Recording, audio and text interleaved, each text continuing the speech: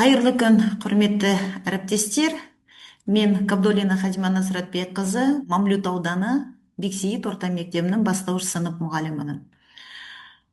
Оқушылардың танымдық белсенділігін арттыратын, сабаққа деген қызығушылығын күшейтетін сабақты қалай жоспарлауға болады деген сұрақ, мен ойлаймын, барлығымызды осы толғандырады.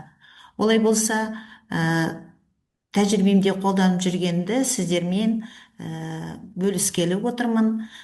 Бұл таныстырылым менің өзімнің жасаған, дайындаған, яғни конспекттің негізінде гаммада құрастырылған және облыстық семинардың негізгі тақырыбы пәнаралық байланыс пен цифрлық технологияларды қолдану арқылы білім сапасын арттыру мәселесіне арналған.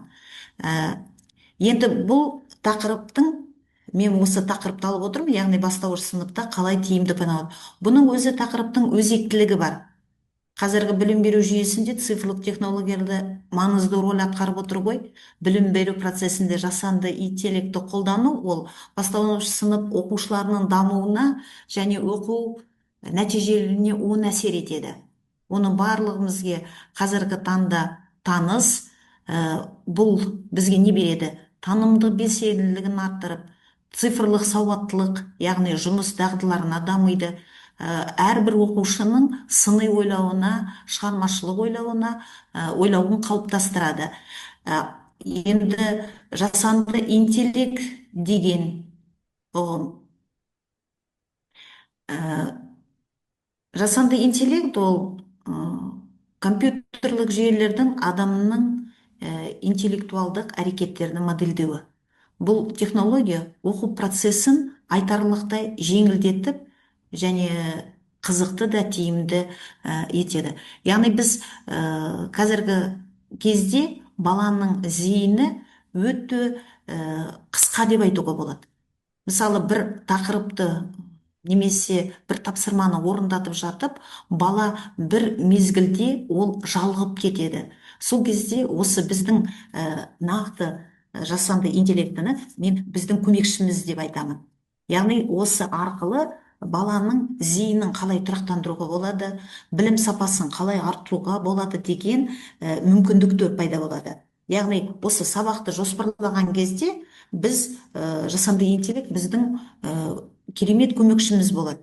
Яғни біз оған тапсырманы беріп қойып, сол тапсырма арқылы өзіміз оны жетекші болуымыз керек. Ол бізге тек қана көмекші ретінде. Бұнда тапсырмалар мен тесттер құрастыруға, немесе суреттер, сараланған және интерактивті тапсырмалар қолдана аламыз. Жасанды интеллектінің қолдану, яғни бастауыш сыныпта. Бастауыш сыныпта маңызды, өйткені бастауыш сыныптың баласы ол өте қызықты тапсырмаларды бізден талап етеді. Қазіргі таңда осы жасанды интеллект арқылы балалардың қызығушылығы мен мотивациясын арттыруға болады. Яғни технологияларды сабақты тартымды және оқушылар түсінікті етеді. Мысалы, қандай да бір тақырыпты қызықтығы таныстыруға болады. Яғни визуалды оқытуда да. Интерактивті және визуалды материалдар оқу материалдың түсінуге жеңілдетеді. Мысалы, қарапайым жай монолог ретінде сабақты түсіндіргені балаларға бұл жерде жасанды интеллект арқылы платформалар қолданылса, онда балалардың білім сапасы артады, қызығушылығы да дамиды. Енді егерде бұл жерде сабақтың құрылымына тоқталып кететін болсаң, сабақтың құрылымында жасауға болады. Яғни қызығушылығын оятуға, немесе жаңа материалды түсіндіруде, тағы да практикалық тапсырмаларда. Енді осы тапсырмалардың сабақтың құрылымында сабақта қолданылатын жиі құралдары бар. Яғни біз айтамыз, ең танымалы қазіргі чат GPT, Canva, Кузис, Кахутты немесе Wordwall. Яғни осы жерде біз танымалдардың бізге ең маңыздысы ол балаға тапсырма беруде, яғни оқушыға. Осы жерде мұғалім құрғақ сөйлемей, тапсырмалар арқылы балалардың оқуға деген белсенділігін арттыратын, мысалы вордвал тапсырмасына платформаны қолданылса, онда балалар қызығушылықпен сол сабаққа қатысады ғой деп ойлаймын. Енді міне сіздер көріп отырғандай, жасанды интеллект арқылы оқушылар мысалы математика пәнінен шар және дөңгелек дегеніміз не дегенде, мен сабағымда осындай тапсырмаларды қолданып, балалардың көздері жанып, қызығушылығы оянып, тақтаға шыққылары келіп, бұл жерде бір өте сысы, бұл біздің уақытымызды үнемдеуде.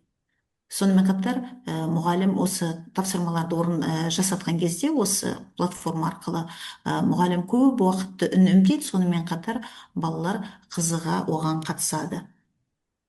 Енді осы жасанды интеллектіні жаңа әріптестерім барлығы айтып кетті. Бұл біреуміз үшін, барлығымыз үшін, яғни жаңалық емес. Бұл жасанды интеллектіні да өзінің артықшылығы бар, көп артықшылығы бар. Сонымен қатар оның кемшілігі де болады. Кемшілік дегендеріміз жаңағы интернет желісі дұрыс ұстамай қалған кезде біз осыны қалай қолданамын деп біз ойланып қаламыз, бірақ оның да өзінің шешімі бар. Осының барлығын қағаз жүзінде жасап алып, сабақта таратпа ретінде қолданылса өте тамаша болар еді. Сонымен қорыта айтатын болсам, жасанды интеллект ол заманауи білім беру құралы. Сабақты тиімді өткізуге біз осы құралдарды пайдалансақ, пәнаралық байланыстар да күшейеді. Енді сіздерге мен не тілеймін? Осы жиі сіздердің әрқашан көмекшілеріңіз болып жүрсін. Сонда егер де біз осы жүйелі де орынды қолданатын болатын болсақ, біздің жұмысымыз жеңіл деп, оқу сапасы артатынына сенімін. 21 ғасырдың дағдыларымыз, цифрлық сауаттылығы дамып, шығармашылық креативімізге рахмет.